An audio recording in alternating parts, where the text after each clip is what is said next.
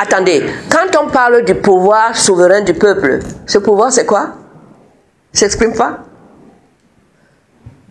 Vous ne voyez pas que dans tous les autres pays, membres de l'ONU, membres de l'Union africaine, faire des marches dans les rues? Sans la violence. Mais est-ce que j'ai dit que c'est avec violence? Voilà, nous avons marqué... La rue, c'est le bureau du peuple. Il doit y aller travailler quand il pense qu'il doit. Parler, écrire, c'est-à-dire parler parce qu'on le voit, parce que c'est son bureau. Le monde entier va voir que le peuple camerounais s'est exprimé. Et plus il y aura du monde sur la route, dans son bureau, mieux ça vaudra. Plus le message sera fort. Et il aura des chances d'être entendu. Voilà. Alors, il ne faut pas pousser le bouchon trop loin quand même. Hein. C'est ce qu'ils ont fait avec Kamto. On ne peut pas l'accepter. On ne peut pas l'accepter. L'accepter, c'est signer l'arrêt de mort de la démocratie dans ce pays et du peu de pouvoir que le peuple peut avoir sur les personnes qu'il a élues pour le représenter, sur la base d'un contrat où ils ont pris des engagements vis-à-vis de ce peuple. Dites-moi qu'on ne fonctionnera plus comme ça. Et je vais vous dire, ok, moi c'est comme ça que je sais que ça doit fonctionner. Je prends mes clics et mes claques, je m'en vais. Parce que c'est ingérable un pays qui fonctionne comme ça. Avec des lois, tu mets les lois en place, c'est toi-même qui les violes d'une manière tellement grossière, tellement inacceptable. Tu les violes à l'occasion d'un événement comme la préparation de l'élection présidentielle, où tu vas encore demander à ce peuple de te voter. Mais il nous prend pour qui? C'est quoi ça? Qu'est-ce qu'il a fait? Est-ce que Kamto a déjà été condamné? Non. Il est un délinquant primaire. Est-ce que Kamto a déjà défendu ce pays comme un citoyen, un patriote qui montre qu'il est patriote? Je dis oui. Et c'est d'ailleurs le président, un de ses candidats qu'il a choisi pour faire ce travail, pour la patrie. D'habitude, on vous dit la patrie reconnaissante. C'est l'expression consacrée. C'est ça la reconnaissance au Cameroun. On ne peut pas accepter ces contre-valeurs de la République. On ne doit pas l'accepter. Je ne l'accepte pas. Or, lorsque je regarde cette élection au cours de laquelle le peuple camerounais, premier pouvoir souverain, va exercer ce pouvoir le 12 octobre, ce pouvoir qu'il a de nommer par son vote le président de la République, j'ai peur parce que je ne sais pas ce que le candidat Biya va nous dire face à ce que nous vivons. L'État du Cameroun n'est pas en train de respecter ses obligations. Il met la pédale sur ses droits et il en abuse immédiatement. Ça ne peut pas marcher.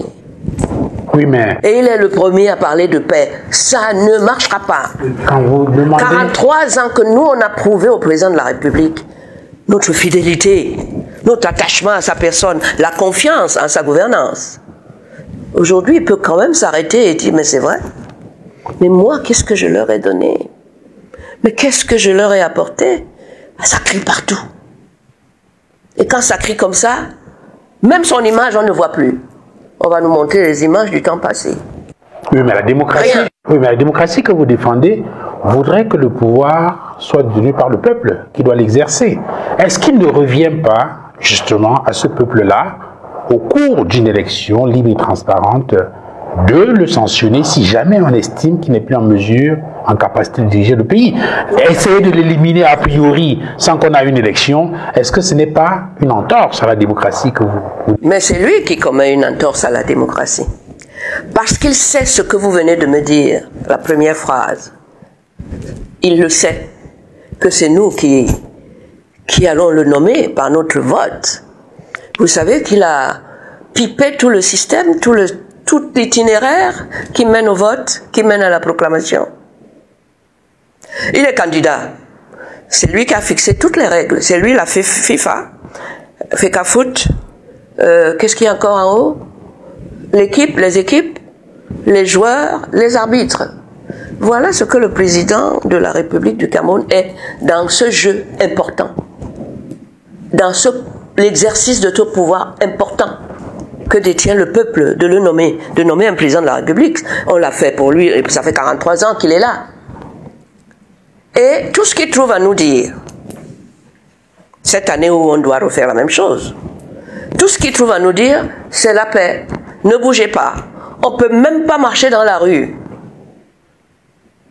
Dans aucun établissement ici, on a appris la nage dans la boue. Peut-être le militaire, c'est possible. On ne nage pas dans la boue. On n'a pas appris à nager dans la boue. Nous sommes en pleine année électorale et on nage dans la boue.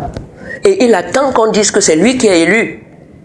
Mais ça, c'est prendre des Camerounais pour ce qu'ils ne sont pas forcément. Croyez-moi. Vous voulez battre le record du président de la République qui a mis 50 ans au pouvoir. 50. Parce que si vous gagnez cette élection, et tout est préparé pour que vous puissiez battre ce record. Attention, Monsieur le Président. Autant pour vous, ça représente quelque chose, un trophée, 50 ans de pouvoir. Vous allez mourir dans la paix, dans l'opulence, parce que nous avons respecté notre part de contrat que nous avons avec vous. Ça ne vous empêche pas de vous arrêter de dire, mais quand même. Et ça peut être votre dernier mandat. Vous ne pouvez aucun geste pour vous permettre de dire, mais quand même. Il y a quelques bulletins quand même qui vous arrivent sur votre bureau, où on vous dit que le peuple il souffre sur tous les plans. Sur tous les plans. Et vous ne faites rien. Tout ce que vous regardez, c'est il faut que j'ai cette élection, que je sois élu et que je puisse dire que j'avais mis 50 ans et que je suis mort tranquillement dans le lit doré qu'ils m'ont préparé pendant 50 ans. Vous arrivez à bousculer d'autres candidats, comme Maurice Kamto, vous l'avez fait. Maurice Kamto qui est populaire, et parce qu'il est populaire, vous devriez respecter ça. Si vous ne le respectez pas, c'est le peuple que vous giflez. Et ça peut donner lieu à toutes les dérives. Les gens vont dire, mieux vaut que je meure. Parce qu'apparemment, vous êtes prêts à ça, à nous tuer. On se dit que le président, comme on ne le voit pas, peut-être il ne me voit pas non plus. Il ne sait pas ce qui se passe. On lui envoie le thermomètre. Dès qu'on a pris la température du peuple, on lui envoie le thermomètre à travers ça. Espérant que la sagesse va revenir. On ne sait pas dans quel état il est aujourd'hui. Parce que moi, j'ai 80 ans. J'ai 13 ans de moins que le président de la République. Je sais que ma mémoire est défaillante. Je sais que je ne suis plus aussi alerte que je l'étais il y a 20 ans. A fortiori, il y a 30 ans. Je ne pense pas que le président Biya soit fait dans une chair et des os différents de ma chair ou de la chair des Camerounais. C'est la même chose. Ça vieillit. Ça s'use. Ça s'use même énormément. Et 3 fois plus vite si vous avez consacré 43 ans à vous occuper d'un peuple de plus de 20 millions d'habitants. Ça s'use. Il faut que vous l'acceptiez aussi. Parce que sinon, vous allez nous conduire dans un désastre. Je le dis de manière forte. Parce que les gens n'en peuvent plus. Et de vous, ils ne voient rien venir. On ne vous voit même plus à la télé. On nous montre les photos qu'on a déjà vues. On veut vous voir maintenant, dans l'état qui est le vôtre maintenant. C'est ça le dialogue avec les personnes à qui vous avez demandé les suffrages, qui vont faire de vous un président de la République qui a régné pendant 50 ans. C'est pire que la monarchie. Monsieur le Président, écoutez bien. Ce que je vous dis là, c'est un message personnel, certes, mais c'est un message qui rencontre le vœu de l'écrasante majorité des Camerounais. Et renvoyez-nous des messages pour nous dire que vous avez compris. Des messages comme ceux qui ont consisté à vous donner des instructions pour qu'on élimine Maurice Kamto de la course à la présidentielle, ce message-là, et tous les autres qui lui ressemblent. C'est-à-dire vous laissez la place à tout prix y compris dans des coups de bâton sur nos têtes, ça ne va pas donner grand-chose. Ça ne va pas dans le sens de paix, travail, patrie. Moi, je vous le dis, j'espère que vous allez écouter mon message et ne pas considérer que, ouais, elle est opposante. Mais pourquoi je ne serais pas opposante, même si je sais ça, l'opposant? Il y a que les opposants qui peuvent vous dire la vérité, alors, de ce qu'ils vivent. Bon, alors d'accord, je suis opposant. Je transmets un message, Monsieur le Président, qui vient du fin fond de notre pays, du Cameroun. Monsieur le Président, ne prenez pas cette responsabilité. Ne me mourrez pas au pouvoir dans ce contexte-là. C'est un conseil que je vous donne. C'est la sagesse. Maître Alice Combes, lorsqu'on vous écoute, vous semblez accuser le président de la République de tous les péchés d'Israël. Est-ce le président de la République qui a écarté la candidature de Moïse Kamto pour l'élection présidentielle du 12 octobre dernier? Vous savez bien que nous sommes dans un pays... Ce sont bien des institutions qui ont été mises en place, qui sont censées être indépendantes, avec des magistrats que vous connaissez mieux que nous, parce qu'il s'agit du pouvoir judiciaire. Pourquoi tout attribuer au chef de l'État? Parce que c'est lui qui est le chef et qui contrôle les trois pouvoirs. Parce que, pour lui permettre de rester au pouvoir, il a balayé le principe de la séparation des pouvoirs. Si vous faites tomber la séparation des pouvoirs, vous verrez que c'est le président de la République, le chef de l'exécutif. C'est lui qui contrôle le pouvoir législatif. Il met autant de députés qu'il y a là-bas pour pouvoir maquiller les votes des députés et puis avoir toujours la majorité qui lui permet de gouverner avec un pilote automatique. Tout le monde le voit. Il ne faut pas être super intelligent pour le voir. Pour le vivre même. Nous le vivons.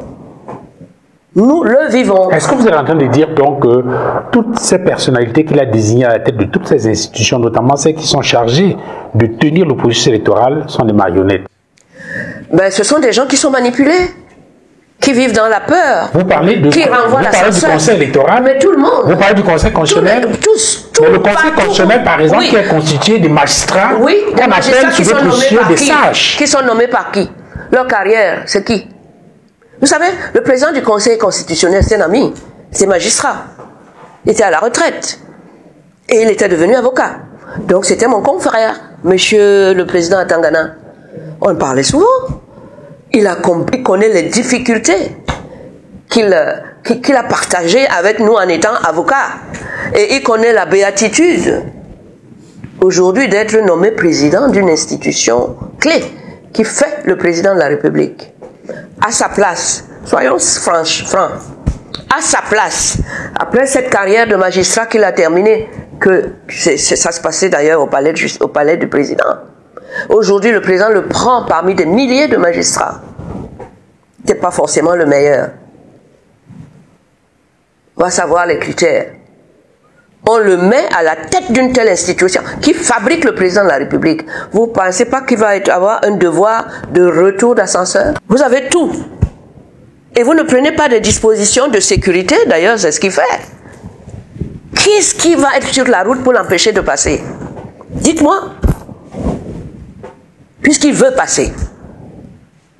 Puisque c'est une route qu'il s'est tracée lui-même. Pour qu'il puisse passer sans encombre. Vous allez faire quoi? C'est lui qui va aller jusqu'au bout, planter le drapeau, dire ça y est, je suis élu. Une fois qu'il a dit ça, que ces gens qu'il a mis là sont là, la police et tout ça, pour paver pour baliser le terrain. Une fois qu'on a proclamé, vous faites quoi? La personne qui doit proclamer, c'est ce qu'elle a à faire déjà. Je revois encore mon ami, le président Atangana, en train de jubiler quand on l'a nommé. Même moi, à sa place, j'aurais jubilé. C'est énorme comme confiance et comme responsabilité et toutes les gâteries qui vont avec pour un magistrat qui est à la retraite.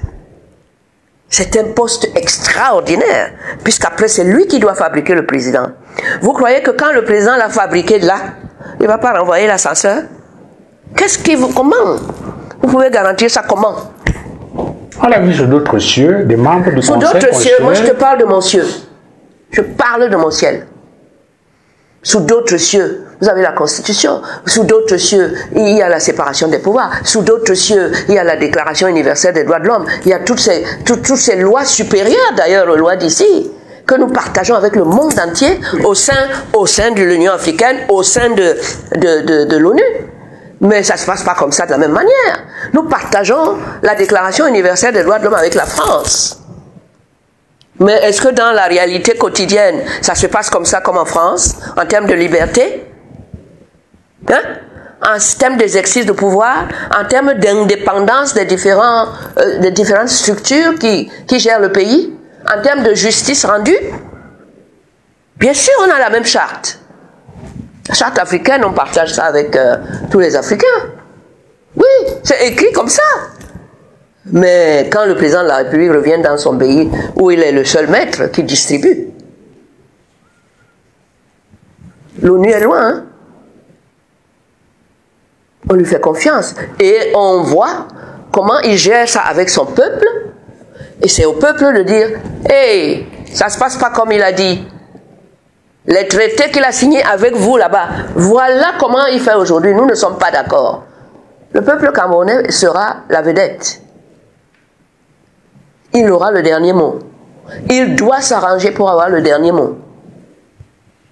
Mais les gens commencent à comprendre avec l'éviction du président Kamto. C'est clair. La volonté du président de la République, Paul Biya, d'avoir ce mandat, le dernier, qui va lui permettre de totaliser 50 ans, parce qu'on est à 43. Si vous ajoutez 7, ça fait combien? 50. Vous croyez qu'il va abandonner ça? S'il voulait l'abandonner, il n'aurait même pas été candidat. Il va mettre tout en œuvre, tout en route, tout pavé, nettoyé pour qu'il puisse passer demain. Et il va abandonner ça. Pourquoi? Parce que Maître Nkrumah a parlé. Du tout. Par contre, la rue, votre bureau, il faudra aller y travailler. Nous allons marquer une pause. Eh oui, ça c'est le peuple. C'est son expression que pas dans le monde entier, vous voyez le peuple français marcher, hein? Parce qu'on a la même déclaration universelle des droits de l'homme comme loi commune au-dessus de la Constitution. Vous voyez des gens marcher aux États-Unis devant la Maison Blanche. On envoie la police seulement pour assurer la sécurité. Mais ici, les gens commencent à trembler. Oui, si on va dans la rue, on va nous tirer dessus, etc. Je veux voir mes enfants grandir. C'est un peuple, ça? Si vous avez réussi à faire de votre peuple, pendant que vous êtes président de la République, des lavettes, des gens qui ne peuvent pas exercer ce pouvoir souverain qui est le leur. Et en même temps, je vais vous demander, Monsieur le Président, si vous sortez d'un tel peuple, si c'est un tel peuple qui vous a mis là, au fond, vous allez lui ressembler. En tout cas, j'espère. Vous allez endosser ses défauts, ses faiblesses. J'espère, Maître Alice Rom, que ce n'est pas un appel à l'insurrection. Si appelez ça comme vous voulez. Si oui, nous en désolidarisons. Si oui, si je suis nous là, en désolidarisons. J'explique. Non. Je ne vous ai pas demandé d'être solidaire. D'abord. Alors, vous ne me répondez pas à une question que je ne vous ai pas posée.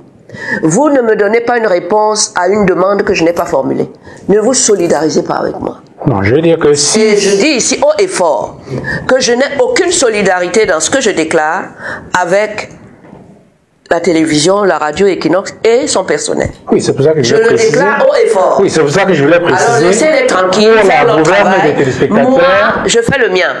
À moins que vous ne les obligiez là-bas à ne plus jamais m'inviter comme citoyen. I think that this precision is very, very important because you're a member of Stand Up for Cameroon, I think, so Stand Up for Cameroon Civil Society platform. Yes, of course. With Kabanwala, Edith and the others. Yes. And we've heard you repeatedly saying that you're calling for non-violent protest. You're calling for a peaceful protest that will give the necessary result of change in Cameroon. So that's where Duval is driving to make that precision that we are not calling for violence. We are not calling for insurrection. Did I say that you call me for insurrection here? I'm not calling for... I'm talking about what you're saying because that is the way it will be interpreted. Et non, je demande pas l'interdiction. Mais attendez, quand on parle du pouvoir souverain du peuple, ce pouvoir c'est quoi? S'exprime pas?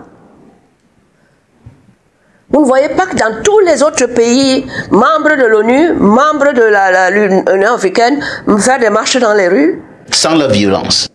Mais est-ce que j'ai dit que c'est avec violence? Voilà, nous avons marqué... La rue, c'est le bureau du peuple. Il doit y aller travailler quand il pense qu'il doit parler, écrire. C'est-à-dire parler parce qu'on le voit, parce que c'est son bureau. Le monde entier va voir que le peuple camerounais s'est exprimé. Et plus il y aura du monde sur la route, dans son bureau, mieux ça vaudra. Plus le message sera fort. Et il aura des chances d'être entendu.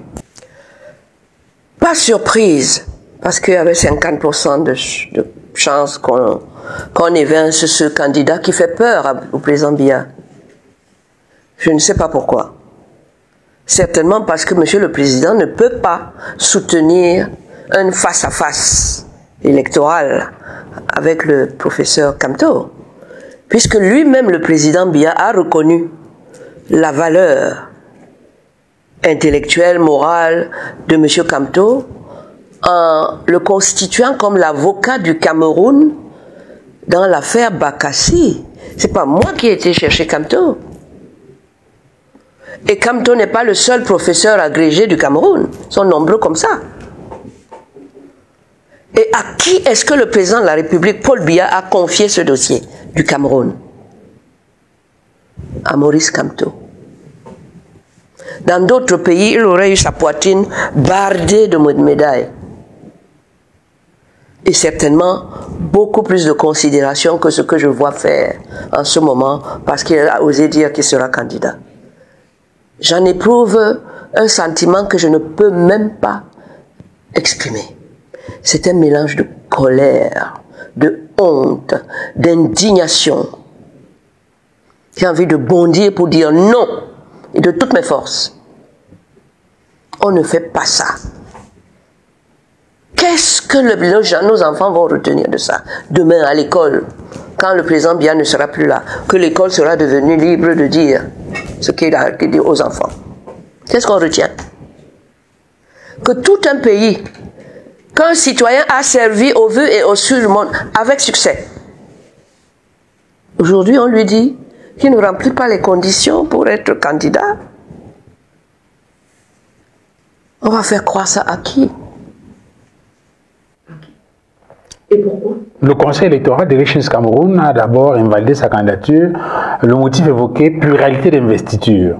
Et au niveau du Conseil constitutionnel, la décision a été entérinée, écartant Maurice Kamto définitivement de la course à la présidentielle. C'est tout ça que je trouve ça c'est même mal cousu. C'est un tissu mal cousu de fil blanc. C'est vraiment prendre les Camerounais pour des cloches. C'est vrai que, ayant supporté le président Biya comme on l'a fait, et dans les conditions où on l'a fait, où il avait tout pour lui, rien pour nous, je peux imaginer qu'on puisse penser que les Camerounais sont finis, que ce sont des petites cloches à qui on fait valer n'importe quoi. Non. Moi, cette émission me donne l'occasion de dire que le pouvoir souverain d'ici appartient à vous, à moi, et que notre décret, c'est le vote que nous allons effectuer le 12 octobre. Il faut arrêter de dire c'est X, c'est Y, c'est pas Biya, c'est pas le système. C'est vous, le peuple, qui avez nommé Biya. Vous avez déjà vu que un ministre lève la tête devant la personne qu'il a nommée et qui s'appelle le président de la République, Paul Biya. Et il lève la tête tout simplement parce que c'est le président qui l'a nommé. Ou est-ce que vous avez vu que dans une société alors où on fait du bénéfice, le DG va parler et puis le directeur adjoint ou je sais pas, ou le directeur du groupe ou directeur, je sais pas, n'importe qui sont subalternes, va lever la tête. Les résolutions sont prises, on les exécute, point barre. Pourquoi est-ce qu'on ne fait pas la même chose au niveau du président Biya? Puisque c'est nous qui le nommons par notre vote. C'est nous, le peuple, qui exerçons le pouvoir souverain que nous prêtons à un d'entre nous pour exercer le pouvoir exécutif, pour exercer le pouvoir législatif. C'est nous qui les nommons par notre vote. Pourquoi est-ce qu'on laisse qu'on renverse l'échelle et qu'on nous mette en bas et eux en haut? Alors, si on continue comme ça, on n'a pas fini de souffrir. Alors, on va peut-être évoquer cela avec les tentatives d'alliance qui sont faites pour la suite de l'élection. Mais pour revenir au Conseil constitutionnel, vous êtes avocate. Vous avez écouté les plaidoiries au Conseil constitutionnel. Vous avez suivi tout ce qui a été développé comme argumentation par rapport à cette question de la double investiture, quel est le sentiment que vous avez eu? Le droit n'a pas été dit.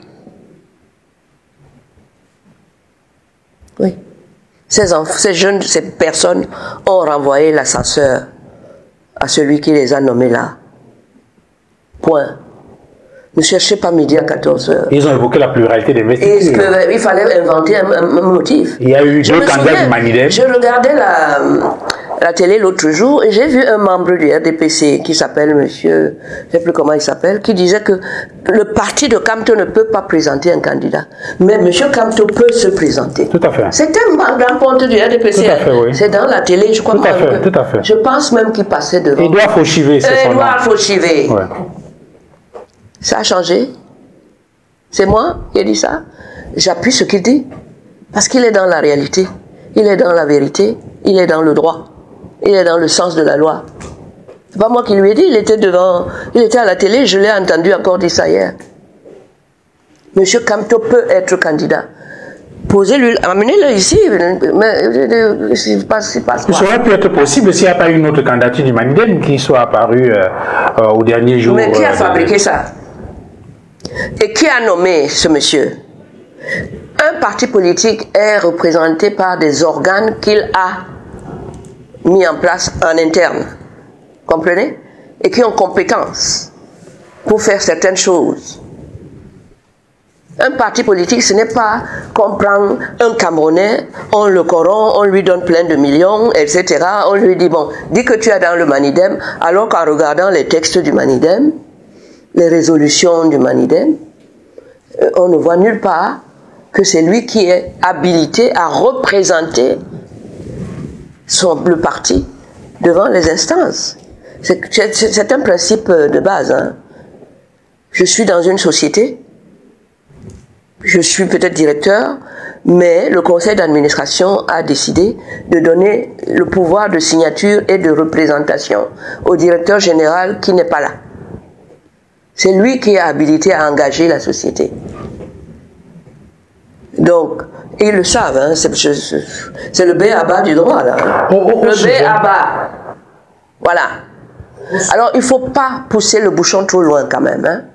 C'est ce qu'ils ont fait avec Kamto. On ne peut pas l'accepter. On ne peut pas l'accepter.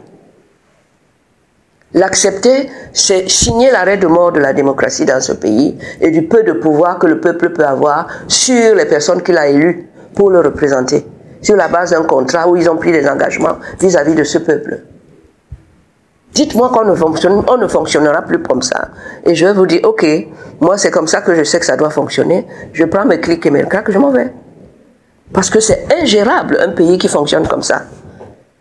Avec des lois, tu mets les lois en place, c'est toi-même qui les violes d'une manière tellement grossière, tellement inacceptable.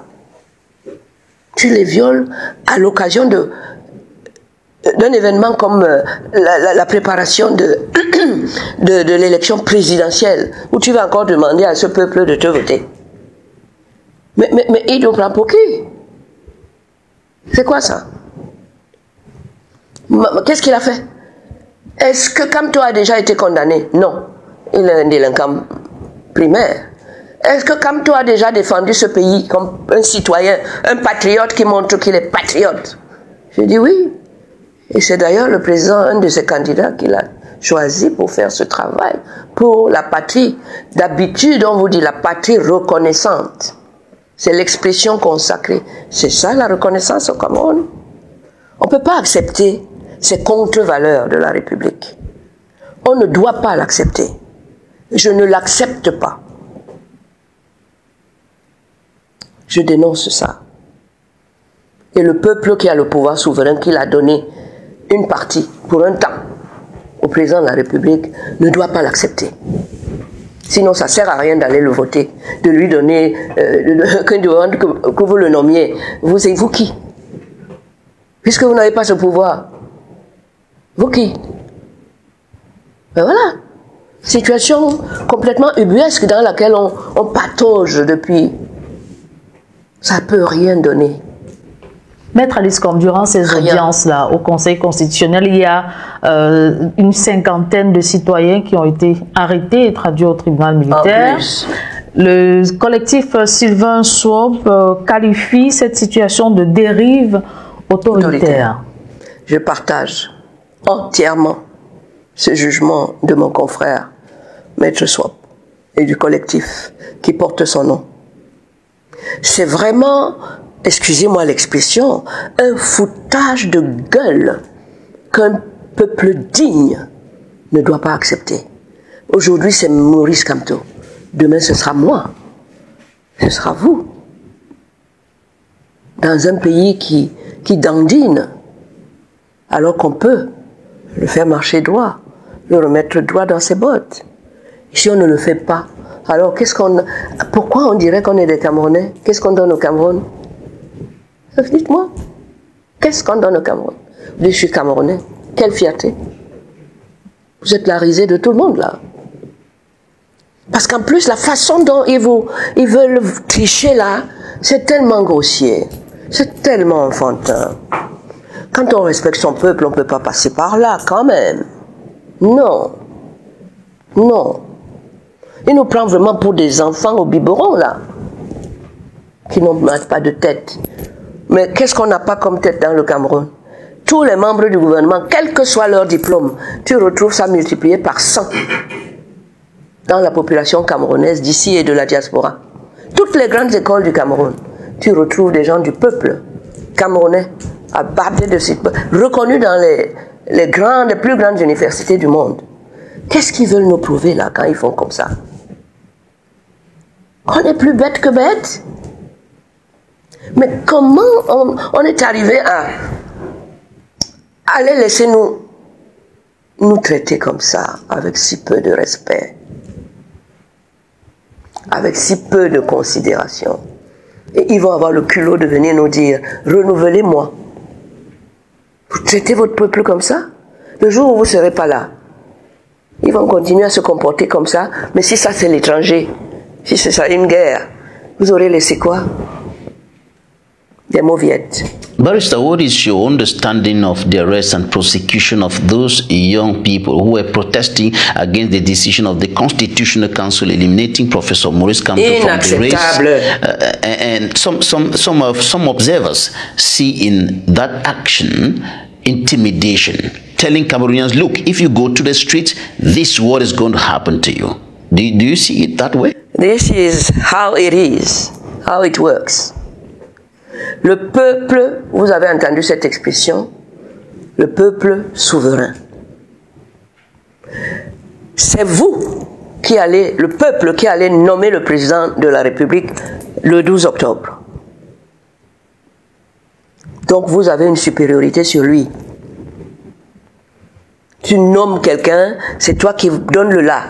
Ce là, on l'a donné, il s'est engagé par serment devant nous de le respecter. S'il ne le respecte pas, on va rester là les bras croisés. Mais c'est la mort du peuple camerounais, ça. Moi, je ne suis pas complice de ça. Je ne suis pas complice de ceux qui veulent tuer le Cameroun et avilir les Camerounais. Je ne suis pas dedans, ni aujourd'hui ni demain. Et quoi qu'il m'en coûte. Non. Comment on peut continuer à accepter ça? Les gens me posent cette question à l'extérieur. Mais les Camerounais, c'est quoi ça? Vous n'allez pas dans la rue, c'est votre bureau. Donc vous ne travaillez pas. Travail, vous n'avez pas. Patrie, on dit que c'est pas vous la patrie, c'est les soldats, les militaires. Le président de la République et son équipe. Mais alors, qu'est-ce qu'on fait là ensemble? On fait quoi? Non. Please, revenons au texte qui nous gouverne tous, même eux. Revenons au texte et exigeons leur application dans toute leur rigueur. You must have heard ça, c'est le rôle que le peuple, toi, moi, qui est appelé à nommer le prochain président de la République, même si c'est le même, mais c'est vous qui allez le nommer, jouer ce rôle de patron. Ne laissez pas la personne qui vous a que vous avez nommé monter sur votre recette, s'asseoir dessus et vous pisser dessus. N'acceptez pas ça. Sinon, vous n'êtes plus un peuple. Il va vous faire ça dur. C'est son dernier mandat. Dur. Pire qu'avant. Parce qu'il est en fin de parcours. Son contrat est rempli. Qu'est-ce qu'il fait encore avec vous? Il vous doit quoi? Avant, quand il devait, il vous a donné quoi?